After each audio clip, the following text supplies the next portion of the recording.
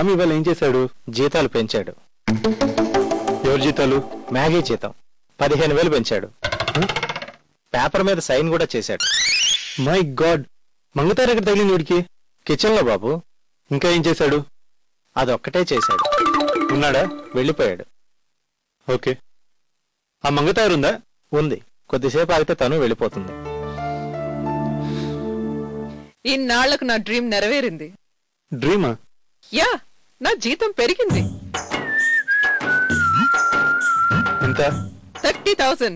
ఎవరు పెంచారు? జేఎండి గారు. ఎప్పుడు పెంచారు? జస్ట్ లంచ్ అవర్ లో నా టాలెంట్ చూసే జేఎండి గారు జీతం పెంచారు. ప్రూఫ్ ఏమైనా ఉందా? సంతకం కూడా పెట్టారు. నేను నమ్మను. చూసుకోండి.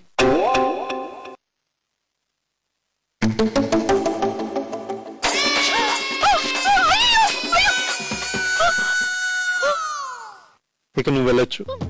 మరి నా సాలరీ? చించేసానుగా. ఎందుకు? సాక్ష్యం లేకుండా చేయడానికి. 6 నెలలుగా పెరిగిన జీతాన్ని అరగంట సేపట్లో జేఎండి పెంచితే 5 నిమిషాల్లో చించేశాడు.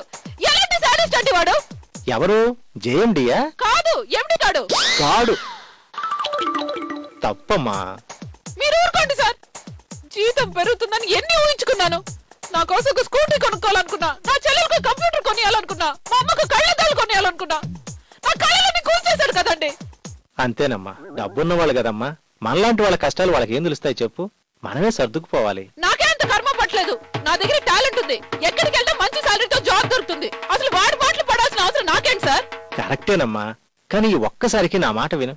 ఓకే సార్, ఈ నెల ఆఖరి వరకు వెయిట్ చేస్తాను. సాలరీ పెరిగిందో సరే, లేకపోతే మీకు చెప్పకుండా వెళ్ళిపోతా. చాలా థ్యాంక్స్ అమ్మా.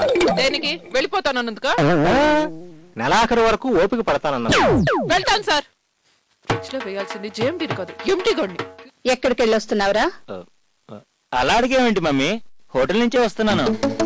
మరి ఫోన్ చేస్తే హోటల్లో లేవని చెప్పారు.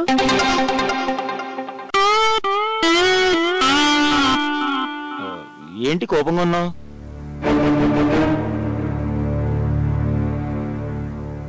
కోపం కాదు, కాసి బాగా. ఎవరి మీద మమ్మీ? నన్ను హోటల్ కు రావద్దంటూ ఇన్సల్ట్ చేస్తాడా? ఎవరు మమ్మీ? ఇంకెవరు? ఆ కృష్ణగాడు. మన కృష్ణ? మన కృష్ణ కాదు, మన దాయాది కృష్ణ, మన ఎనిమి కృష్ణ. ఇంకెన్ని రోజులు రా దరిద్రం? వాళ్ళు నిన్ను కూడా మీ నాన్నలాగే దద్దమనుకుంటున్నారు. కానీ నాకు నీ మీద నమ్మకం ఉంది. అందుకే నేను ఒక నిర్ణయానికి వచ్చాను. నన్ను అవమానించిన కృష్ణని 365 రోజుల్లోగా ఎండి చైర్లోంచి లేపేసి ఆ సీట్లో నిన్ను కూర్చోబెడతాను. అలా జరగని పక్షంలో నువ్వు నా శవాన్నే చూస్తావు. అమ్మా, 365 రోజుల్లో ఎండి సీట్ నుంచి ఆ కృష్ణ గారిని లేపేసి నేను కూర్చోవాలి, అంతే కదా? కూర్చుంటా. డన్. ష్యూర్? షూర్ అమ్మా. నీ ఛాలెంజ్ నా ఛాలెంజ్. ఈ క్షణం నుంచి నేను అదే పనిలో ఉంటాను. నువ్వేం టెన్షన్స్ పెట్టుకోకు. ప్రామిస్. హాయ్ రాన్స్. ఒరే కృష్ణ, నీకు దండ పెడతారా? 365 డేస్ లో నన్ను హోటల్ నుంచి పంపించారా? సడన్ గా ఈ డెసిషన్ ఏంట్రా? డెసిషన్ కాదు, డెడ్ లైన్. 365 డేస్ నన్ను పంపించకపోతే నా శవాన్ని చూస్తావు. హే రామ్, ఈ ఫ్యామిలీ పాలిటిక్స్ పడలేనురా, నా వల్ల కాదు. పంపించేయి. అది కాదు రామ్, నేను చెప్పేది విను. నువ్వు నన్ను వెళ్ళవు, నాకు తెలుసురా. రేపు హోటల్కి వచ్చేసాయి. నువ్వు ఇంకేం మాట్లాడకు. ఫారెన్ డెలిగేట్స్ వస్తున్నారు. నువ్వు ఉంటే మంచిది. ఏంట్రా, వస్తున్నావుగా? 1 ఇయర్ వరకు మాత్రమే వస్తా. ఆఫ్టర్ దట్ 1 డే కూడా స్పెండ్ చేయను. నేనే టికెట్ కొనుక్కొని జంప్ అవుతా.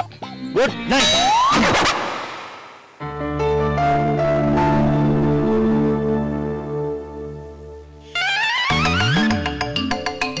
తొందరగా లేట్ చేసామంటే మళ్ళీ సైనికుడు సీత వచ్చేస్తుంది. తప్పే పాప, అది పిల్లల్ని వేసుకుని అంత దూరం నుంచి వస్తుంటే మనం ఇలా ఇంటికి తాళం వేసుకెళ్ళడం ఏమన్నా బాగుందా? అదేం పర్లేదు, ఆటోలో వస్తుంది, ఆటోలో పెడుతుంది. ఒకవేళ మనం వచ్చేదాకా వెయిట్ చేస్తే దాని మొహం. పద పద.